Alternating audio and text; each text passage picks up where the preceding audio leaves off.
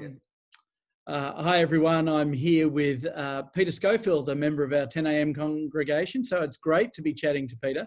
And there is a reason why I've asked Peter to chat with us today. So Peter, firstly, the obligatory question, how long have you been a member of LCM churches? For 31 years, Darren. We started at Mowbray when we returned back to Australia from overseas, and loved that as a small little parish, but equally when we did the merger, have loved the larger church family that we've also grown into at St Andrews. Now, you were a warden or a parish councillor at the time of the merger, weren't you? I spent 10 years as a warden. I think Jane Fife still has the record for service, but was a warden at the Mowbray site, and as part of that merger, I just saw it as just a wonderful opportunity of synergising and growing our church family. And I think it, nowadays new people come and go, what merger? So I know it was some years ago, but I think that shows that it's worked. That's right. Yeah, it's been a real blessing, and I've thanked God for it over many years. I think I turned grey during that time, and that brings us on to the issue of the day, really. Peter, last year you coloured your hair for a reason. What reason is that? So for my day job, I head up a medical research institute called NeuRA, Neuroscience Research Australia, and we do medical research looking at the brain and nervous system. One of the areas we work on is mental health. So Colour Your Hair for Mental Health was a fundraiser that we launched last year, and we're obviously about to do again this year, as a way of a community participation event. But it's more than that. Mental health is such a serious and significant issue amongst us, our families, our friends, that we wanted to have something that was also a little light-hearted, yeah, a little silly, but certainly not inappropriate. And so we sort of came up with this idea and road tested it with some people, and it was felt that this was a really good way of just starting that conversation, raising awareness amongst everyone in the community of the importance of our mental health and how we can look after our mental well-being, but also, as a charitable organisation, we need to raise funds to help underpin the activities. And so this was the idea. Last year, I let the biggest bidder choose my colour. And my boards, my board and my foundation board conspired, and they passed a resolution that the CEO's hair colour shall be green. It was a strapping colour too. A lovely shade of green. A lovely shade of green. We have a picture of you, and I think that's the Governor General, isn't it? It is indeed. So once you've gone and done it, you've got to wear it with pride.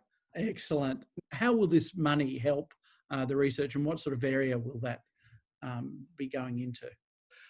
One of the areas of work that we've been particularly focusing on and using some of the support from this campaign to underpin is actually looking at our mental resilience.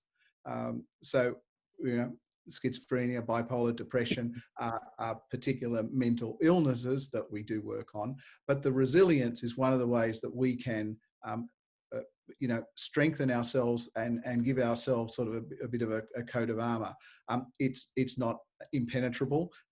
We're all still vulnerable to mental health issues, but it is one of those ways of building up capacity, internal capacity, well-being, and being able to better manage some of the trials and tribulations that come our collective way, through stress, be it COVID, jobs, through just life events that happen, in our families and among our friends. All those things are part of that sort of attack that can lead to a mental health condition. Yeah. Now, I've looked at your the name of your organisation, NeuRA. It's with a capital N and a capital R. What is that? What does that stand for? Yeah. So NeuRA, Neuroscience Research Australia. And when we changed our brand, we did about a decade ago, NeuRA, Neuron, Neural. So that sort of sat quite comfortably with us. I think you've got the glitch from Microsoft, which does the autocorrect and just so it's big N, B, U, big R, big A for Neuroscience Research Australia. And you need to own your acronym, because the alternate, NRA, is not one that we really wanted. What else is NeuRA involved in? Because I understand it's not just mental health, there's lots of things. And how many people sort of are in your organisation?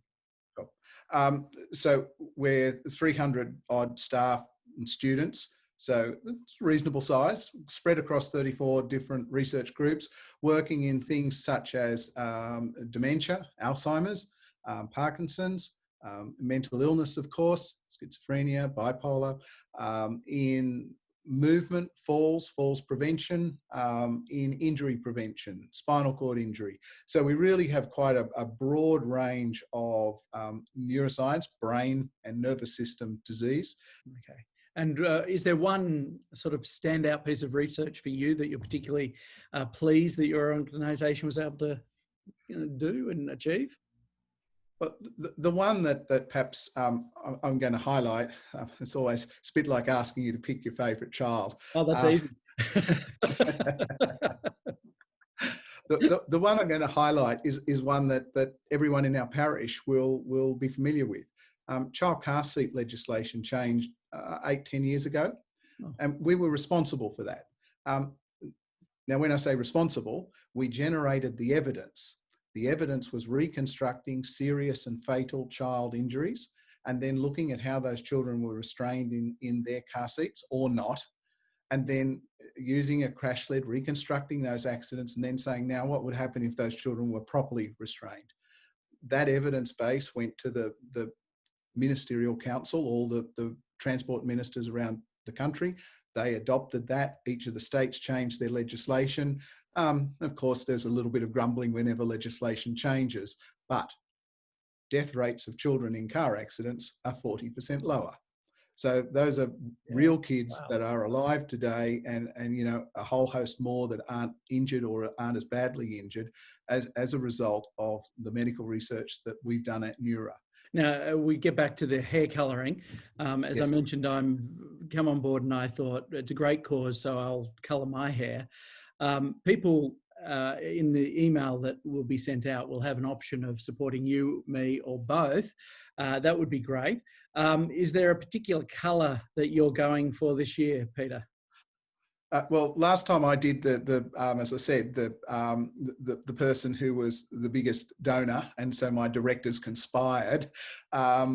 This year, I thought I should be far more egalitarian, and so there's going to be like a lucky dip. And so if people do generously make a donation, indicate what colour you think I should colour my hair, and we will draw one of those out, and the big chocolate wheel will decide, won't it?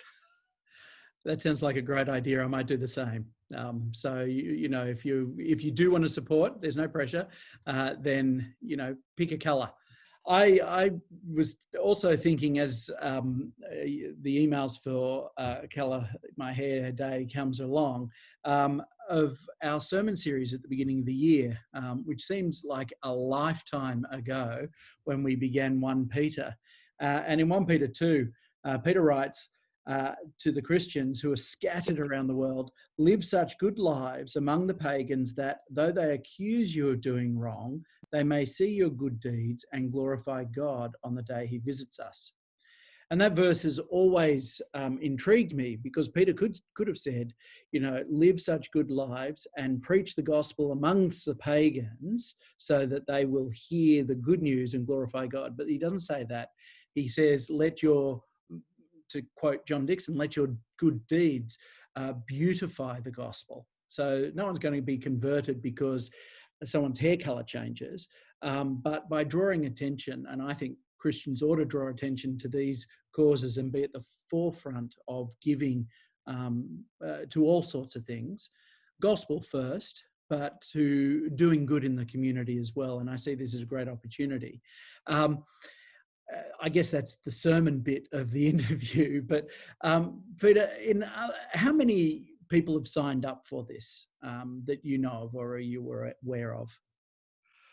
Oh, you're asking me a question. I should be checking this on a daily basis. I thought when I last looked that there was 450 had signed up, and so that's really good at this point in time.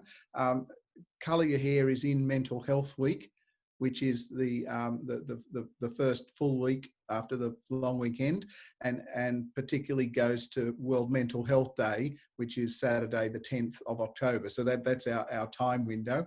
And there is this little bit of reaching out and extending that link to others, because as a fundraising activity, everybody's own little circuit and loop can be involved, and we don't have to, we know them through the website, the joy of technology, and that's a great way of engaging with people. Yeah, it definitely is. I think it's a great cause, and I think there's, particularly in COVID times, having a focus on mental health. It's every day that we're told just how many increases in calls to Lifeline and things like that. I think there's in June there was 330 calls a day, which is something like 100 or 200 more than the last year. Being part of a church community is so important in that, and having people that you can pray with and share with and do life with is really important in terms of not just mental health but whole spiritual health as well. Yeah, exactly. We've been Zooming in our growth group, and we've been joining the online church service at the correct time that the Hamiltons have been hosting, and that's been lovely. Just virtually, but connecting with a group of people, and that little congregation, so to speak. So at sort of 10:05 we turn on the service, meet. Bit of chat beforehand, service, discussion, close with some prayer. That's been a wonderful way of keeping, parts of the church family close and linked together, whilst we can't quite do it in person just yet. Yeah, that's great. Well, thanks, Peter, for your time. And I encourage people to give as you are able.